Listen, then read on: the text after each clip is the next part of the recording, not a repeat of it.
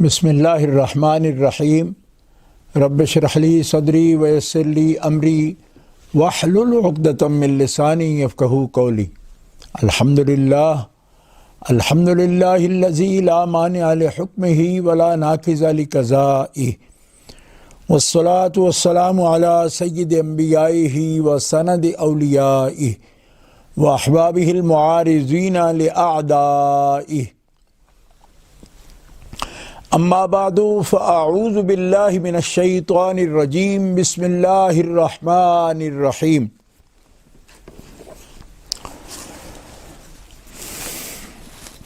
ولا تباشروہن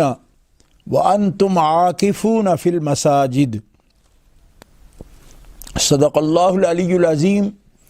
الصلاۃ والسلام علیک یا رسول اللہ وعلی آلک واصحابک یا حبیب اللہ، الصلاۃ والسلام علیک یا خاتم النبیین وعلی آلک واصحابک یا شفیع المذنبین، الصلاۃ والسلام علیک یا رسول رب العالمین وعلی آلک واصحابک یا خاتم المعصومین۔ اللہ تعالی جل شانہ وعز اسمہ کی حمد و ثنا اس کے پیارے حبیب امام الاولین والآخرین جناب محمد مصطفیٰ احمد مجتبیٰ صلی اللہ تعالی علیہ وآلہ وصحبہ وبارک وسلم کی بارگاہ اقدس و انور میں صلاۃ و سلام ہدیہ کرنے کے بعد،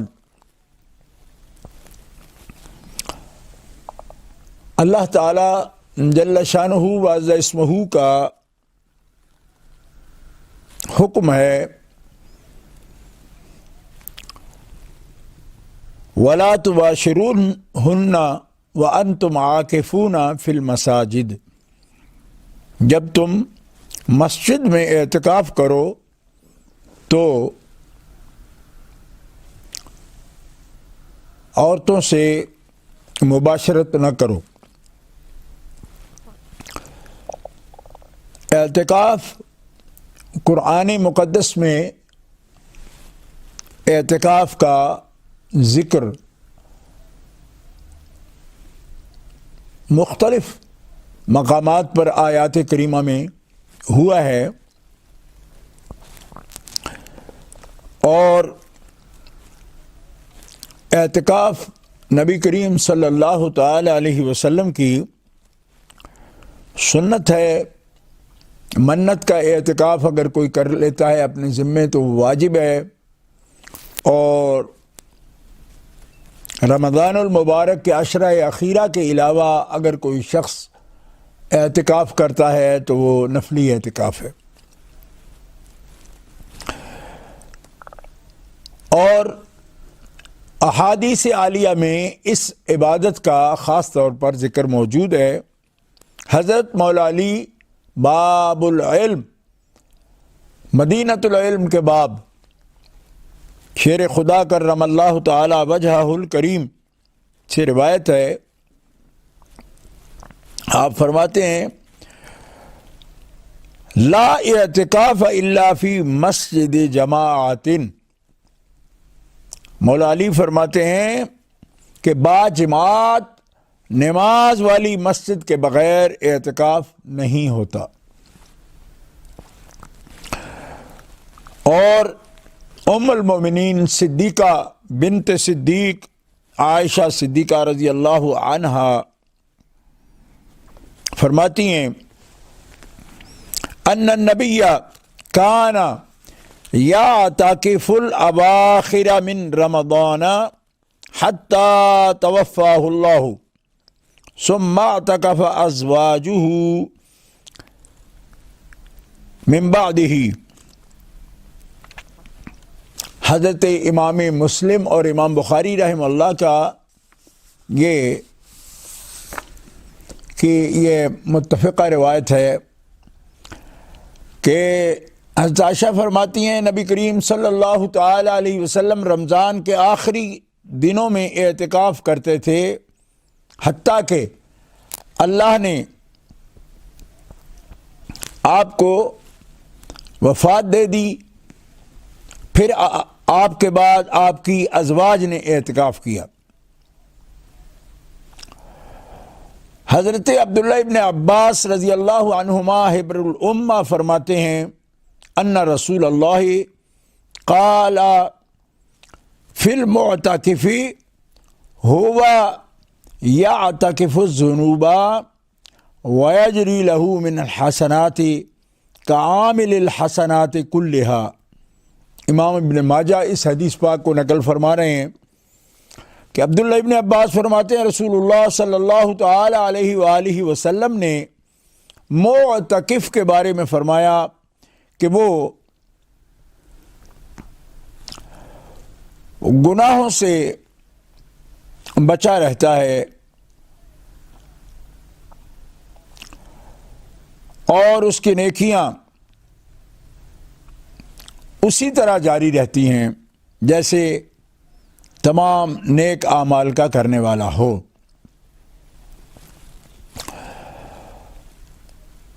حضرت عبداللہ ابن عمر رضی اللہ عنہما فرماتے ہیں عن النبی صلی اللہ تعالی علیہ وآلہ وسلم انہو کان اذا اعتکف طرح له فراشہ او یوزع له سریرہ وراء اسطوانۃ التوبۃ۔ امام ابن ماجہ اس حدیث کی تخریج فرما رہے ہیں۔ ابن عمر فرماتے ہیں کہ نبی صلی اللہ تعالی علیہ وسلم جب اعتکاف فرماتے تو آپ کے لیے بچھونا بچھایا جاتا اور آپ صلی اللہ تعالی علیہ وسلم کا بستر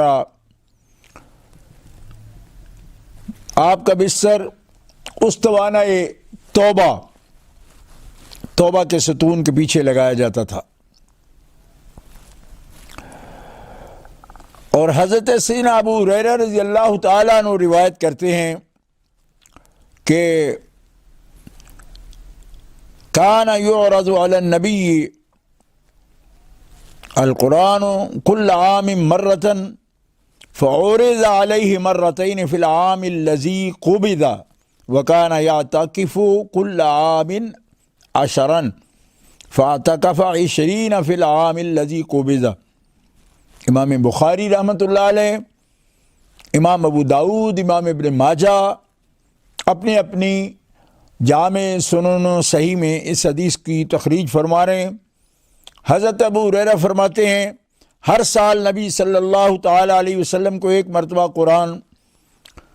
دہرا دیا جاتا تھا، مگر جس سال آپ کا وصال ہوا 2 مرتبہ دہرا دیا گیا۔ آپ ہر سال 10 دن اعتکاف کرتے تھے، مگر جس سال آپ صلی اللہ تعالی وسلم کا وصال شریف ہوا آپ نے 20 دن اعتکاف فرمایا۔ وعن انس قال كان النبي يعتكف في العشر الاواخر من رمضان فلم يعتكف عاما فلما كان العام المقبل اعتكف 20۔ حضرت انس فرماتے ہیں نبی پاک صلی اللہ علیہ وسلم رمضان کے آخری 10 دن اعتکاف فرماتے تھے۔ ایک سال آپ نے اعتکاف نہیں فرمایا، تو جب اگلا سال آیا تو 20 دن اعتکاف فرمایا۔ حضرت عائشہ صدیقہ بنت صدیق رضی اللہ تعالی عنہا کا فرمان ہے السنۃ علی المعتکف الا یعود مریضا ولا یشہد جنازۃ ولا یمس المرأة ولا یباشرها ولا یخرج لحاجۃ الا لما لا بد منہ ولا اعتکاف الا بصوم ولا اعتکاف الا فی مسجد جامع۔ امام ابو داود رحمۃ اللہ علیہ اس حدیث کو نقل فرما رہے ہیں کہ حضرت عائشہ صدیقہ فرماتی ہے معتکف کے لیے سنت یہ ہے کہ مریض کی عیادت کو نہ جائے، اور جنازہ فرض کفایہ ہے، اس لیے اس کے لیے بھی مسجد سے معتکف نہ نکلے، بیوی کو ہاتھ نہ لگائے اور نہ اس سے مباشرت کرے۔ مسجد سے ضروری حاجات کے بغیر باہر نہ نکلے، روزے کے بغیر کوئی اعتکاف نہیں، اور اعتکاف صرف جامع جماعت والی مسجد میں ہوتا ہے۔ یہ احادیث مبارکہ میں معتکف کے لیے جو سنتیں ہیں، طریقہ ہے، وہ بیان فرمایا گیا۔ اعتکاف کی شان مبارک نبی اکرم صلی اللہ تعالیٰ علیہ وسلم سے حضرت ابو سعید خدری رضی اللہ تعالیٰ عنہ روایت فرماتے ہیں، اور حضرت ابو سعید فرماتے ہیں کہ ان رسول اللہ صلی اللہ علیہ وسلم اعتکف العشر الاول من رمضان ثم اعتکف العشر الاوسط فی قبۃ ترکیۃ ثم اطلع رأسه فقال انی اعتکف العشر الاول التمس هذه الليلة ثم اعتکف العشر الاوسط ثم اتیت فقیل لی انها في العشر الاواخر فمن كان اعتکف معي فليعتکف العشر الاواخر فقد اريت هذه الليلة ثم انسیتها وقد رأيتني اسجد في ماء وطين من سبيحتها فالتمسوها في العشر الأواخر والتمسوا في كل وتر فقال فمطرت السماء تلك الليلة وكان المسجد على عريش فوقف المسجد فبصرت عيناي رسول الله صلى الله عليه وسلم وعلى جبهته اثر الماء والطين من سبيحة 21۔ ابو سعید خدری کہتے ہیں نبی کریم صلی اللہ تعالی علیہ وسلم نے رمضان المبارک کے پہلے عشرہ میں اعتکاف فرمایا، اور پھر دوسرے عشرہ میں بھی، پھر ترکی خیمہ سے جس میں اعتکاف فرمائے تھے باہر سر نکال کر ارشاد فرمایا کہ میں نے پہلے عشرہ کا اعتکاف شب قدر کی تلاش اور اہتمام کی وجہ سے کیا تھا، پھر اسی کی وجہ سے دوسرے عشرہ میں کیا، پھر مجھے کسی فرشتہ نے بتایا کہ وہ رات آخری عشرہ میں ہے، لہذا جو لوگ میرے ساتھ اعتکاف کر رہے ہیں وہ آخری عشرہ کا بھی اعتکاف کریں۔ مجھے یہ رات دکھلا دی گئی اور پھر بلا دی گئی۔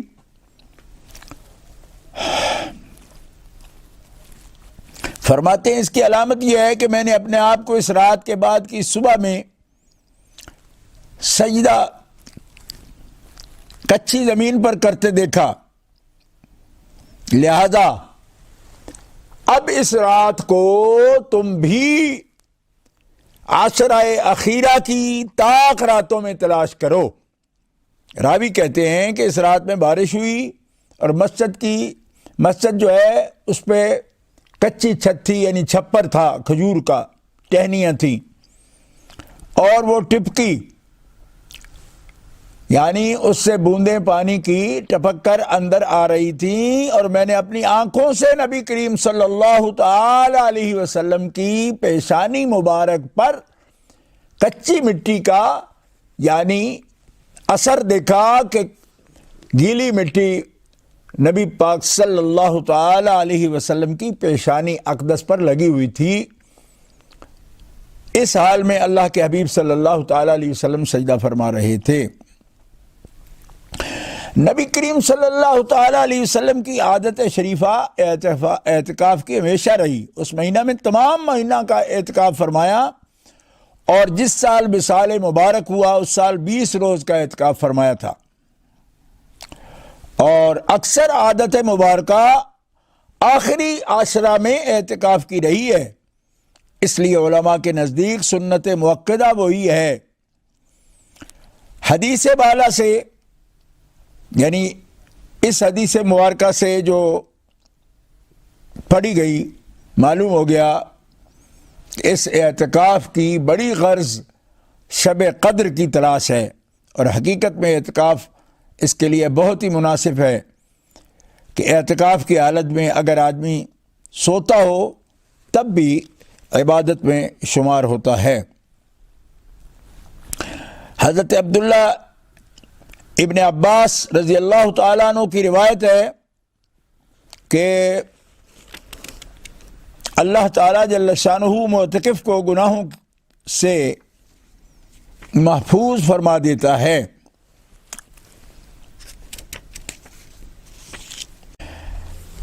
حضرت عبداللہ ابن عباس رضی اللہ تعالیٰ کی روایت ہے، انہوں نے حضور کو یہ ارشاد فرماتے ہوئے سنا کہ جنت کو رمضان شریف کے لیے خوشبوؤں کی دھونی دی جاتی ہے۔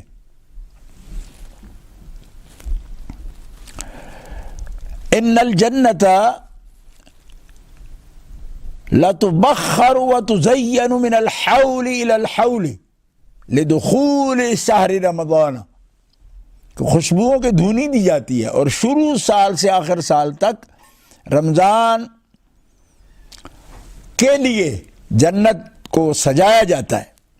پس جب رمضان المبارک کی پہلی رات ہوتی ہے تو عرش کے نیچے سے ایک ہوا چلتی ہے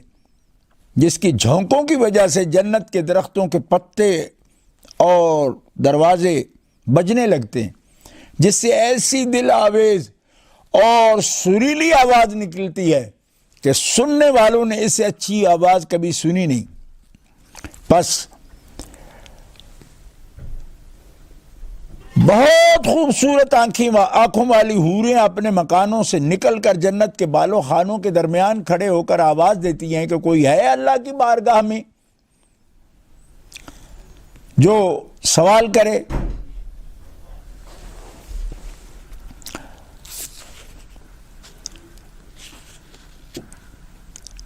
اللہ اکبر، تاکہ ان سے اللہ تبارک و تعالی ان حوروں کا رشتہ جوڑ دے جو اس رات میں اللہ تبارک و تعالی سے ان کے بارے میں سوال کریں۔ پھر حوریں رضوان سے پوچھتی ہیں، جنت کے داروغے سے، کہ رمضان المبارک کی پہلی رات ہے، جنت کے دروازے رسول اللہ صلی اللہ علیہ وسلم کی امت کے لیے آج کھول دیے گئے۔ حضور نے فرمایا، اللہ تعالیٰ نے رضوان سے فرمایا کہ جنت کے دروازے کھول دے، اور مالک جو جہنم کے داروغہ ہیں ان سے فرمایا کہ محمد صلی اللہ علیہ وسلم کی امت کے روزے داروں پر جہنم کے دروازے بند کر دے، اور جبریل امین کو حکم ہوتا ہے کہ زمین پر جاؤ اور سرکش شیاطین کو قید کرو اور گلے میں توق ڈال کر دریا میں پھینک دو کہ میرے محبوب محمد صلی اللہ علیہ وسلم کی امت کے روزوں کو خراب نہ کریں۔ نبی کریم صلی اللہ تعالی علیہ وسلم نے یہ بھی ارشاد فرمایا کہ اللہ تعالی رمضان کی ہر رات میں ایک ندا کرنے والے منادی کو حکم فرماتے ہیں کہ 3 مرتبہ یہ آواز دے کہ ہے کوئی مانگنے والا جس کو میں عطا کروں، ہے کوئی توبہ کرنے والا کہ میں اس کی توبہ قبول کروں، ہے کوئی مغفرت چاہنے والا کہ میں اس کی مغفرت کروں۔ کون ہے جو غنی کو قرض دے، ایسا غنی جو نادار نہیں، اور ایسا پورا ادا کرنے والا جو ذرا بھی کمی نہیں کرتا۔ حضور صلی اللہ تعالی علیہ وسلم نے فرمایا، حق تعالی جل شانہ رمضان میں روزانہ افطار کے وقت ایسے 10 لاکھ آدمیوں کو جہنم سے خلاصی عطا فرماتے ہیں جو جہنم کے مستحق ہو چکے تھے۔ اور جب رمضان کا آخری دن ہوتا ہے تو یکم رمضان سے آخری دن تک جس قدر لوگ جہنم سے آزاد کیے گئے ان کے برابر اس ایک دن میں آزاد فرماتے ہیں۔ اور جب شب قدر ہوتی ہے تو حق تعالی حضرت جبریل کو حکم فرما دیتے ہیں کہ وہ فرشتوں کے ایک بڑے لشکر کے ساتھ زمین پر اتریں، اور ان کے ہاتھ میں ایک سبز جھنڈا ہوتا ہے جس کو کعبہ کے اوپر کھڑا کرتے ہیں، اور حضرت جبریل علیہ السلام کے 100 بازو ہیں جن میں سے 2 بازو کو صرف اسی رات میں کھولتے ہیں، جن کو مشرق سے مغرب تک پھیلا دیتے ہیں پھر حضرت جبریل امین فرشتوں کو تقاضا فرماتے ہیں کہ جو مسلمان آج کی رات کھڑا ہو یا بیٹھا ہو، نماز پڑھ رہا ہو یا ذکر کر رہا ہو، اس کو سلام کریں اور مصافحہ کریں، اور ان کی دعاؤں پر فرشتے آمین کہیں۔ صبح ہونے تک یہی حالت رہتی، جب صبح ہو جاتی ہے تو جبریل آواز دیتے ہیں کہ فرشتوں کی جماعت اب کوچ کرو اور چلو۔ فرشتے حضرت جبریل علیہ السلام سے پوچھتے ہیں کہ اللہ تعالیٰ نے نبی صلی اللہ علیہ وسلم کی امت کے لیے مومنوں کی حاجتوں اور ضرورتوں میں کیا معاملہ فرمایا؟ جو اپنی حاجتیں رات کو طلب کرتے تھے، وہ کہتے کہ اللہ تعالیٰ نے ان پر توجہ فرمائی اور 4 آدمیوں کے علاوہ سب کو معاف فرما دیا۔ صحابہ نے پوچھا یا رسول اللہ وہ 4 شخص کون ہیں؟ فرمایا ایک شخص جو شراب کا عادی ہو، دوسرا وہ شخص جو نافرمانی کرے والدین کی، تیسرا وہ شخص جو قطع رحمی کرنے والا اور ناتا توڑنے والا ہو، اور چوتھا وہ شخص جس کا سینہ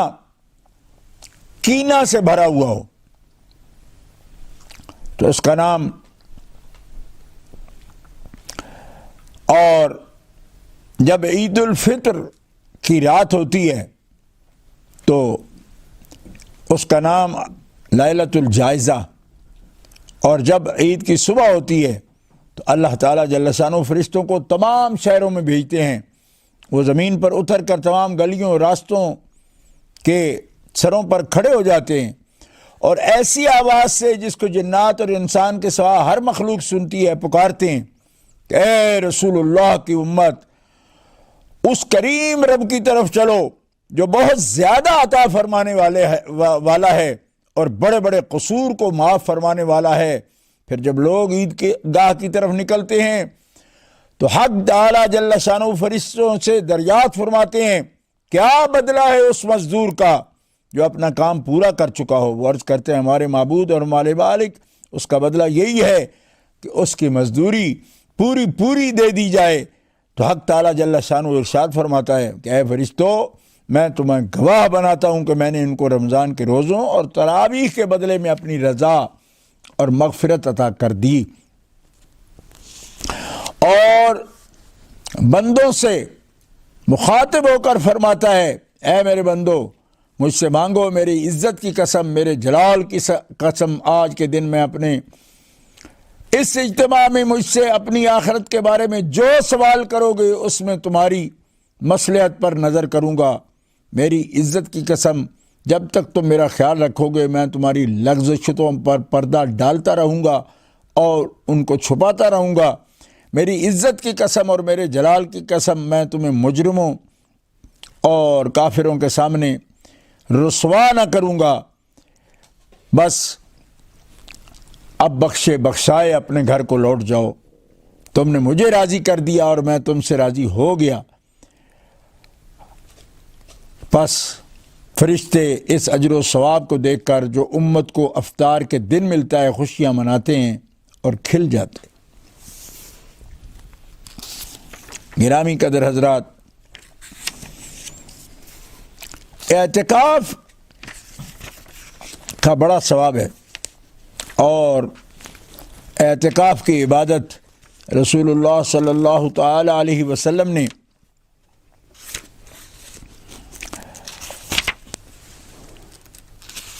ہمیشہ کی،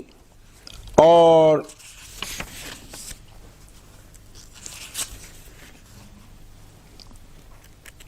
یہ نبی کریم صلی اللہ تعالی علیہ وسلم کی وہ سنت ہے جو سنت علی الکفایہ ہے۔ اگر آبادی میں سے کوئی بھی اعتکاف کے لیے نہیں بیٹھتا تو گنہگار ہوتے ہیں، اور کچھ افراد بھی بیٹھ جائیں تو ان کی طرف سے یہ ادا ہو جاتا ہے۔ لیکن اس قدر نیکیوں کے باوجود رسول اللہ صلی اللہ تعالی علیہ وسلم نے فرمایا کہ جو شخص کسی مسلمان بھائی کی حاجت کے لیے، ضرورت کے لیے، کہ اگر کوئی معذور شخص یا والدین میں سے کوئی ایسا حاجت مند ہے کہ اگر یہ اعتکاف میں بیٹھے گا تو اس کی حاجت پوری نہیں ہوگی، اس کو کوئی کھانا کھلانے والا نہیں ہوگا، یا کوئی معذور یا بیوہ یا کوئی مسکین یتیم ایسا ہے کہ جس کی حاجت براری کے لیے، اس کے کھانے پینے ضرورت کے لیے، مدد کے لیے کوئی نہیں آنے والا، تو اس شخص نے اعتکاف ترک کر دیا اس لیے کہ میں اس مسلمان بھائی کے یا کسی معذور انسان کے کام آؤں گا۔ رسول اللہ صلی اللہ علیہ وسلم فرمایا کہ اگر کسی معذور اور حاجت مند کی بھائی کی اور بہن کی حاجت کے لیے اس شخص نے اعتکاف رمضان ارادہ کیا لیکن ترک کیا اس کی حاجت کے پیش نظر، تو اللہ تعالیٰ ایسے شخص کو 10 سال کے اعتکاف کا ثواب عطا فرما دیتا ہے۔ اس لیے اہل اسلام اس بات کو پیش نظر رکھا جائے کہ کسی ایک خاص حیت اور شکل میں عبادت کو مخصوص سمجھنا کہ اس ایسے ہی کرنے سے مجھے اجر و ثواب ملتا ہے، تو اس کا تعلق انسان کے احساس اور نیت کے ساتھ بھی ہے کہ اگر وہ کسی مسلمان بھائی کی اور کسی ضرورت مند کی ضرورت کے لیے اعتکاف ترک کرے گا اور مسلمان بھائیوں کی حاجت میں لگا رہے گا، تو ایک اعتکاف نہیں، اللہ تعالیٰ 10 سال کے اعتکاف مقبول کا ثواب ایسے شخص کو عطا فرما دیتا ہے۔ لہذا کرو مہربانی تم اہل زمین پر، خدا مہرباں ہوگا عرش بریم پر۔ تو یہ بلند شان اور مقام ہے حسن نیت کے ساتھ اللہ کی مخلوق کی خدمت کرنے کی، اور پھر جن کے پاس وقت ہو اور شوق ہو تو وہ شب قدر کی تلاش میں، رمضان کی طاق راتوں کی تلاش میں معتکف ہو کر نبی کریم صلی اللہ تعالیٰ علیہ وسلم کی سنت کے مطابق جب وہ عمل کرتا ہے اور معتکف ہوتا ہے مسجد کے اندر شرائط کے ساتھ، سنت طریقے کے مطابق، سیدہ عائشہ صدیقہ کے ارشاد مبارک جو سنتیں آپ نے گنوائی اس کے مطابق، تو ایسا شخص جو ہے اللہ تبارک و تعالیٰ جل شانہ جب اس کا اعتکاف کامل فرماتا ہے تو حضرت عبداللہ ابن عباس کی حدیث کے مطابق رب تبارک و تعالیٰ اس کو گناہوں سے پاک فرما دیتا ہے اور بخشا ہوا کر دیتا ہے، مغفرت والا فرما دیتا ہے۔ سبحان ربک رب العزت عما یصفون وسلام علی المرسلین والحمد للہ رب العالمین۔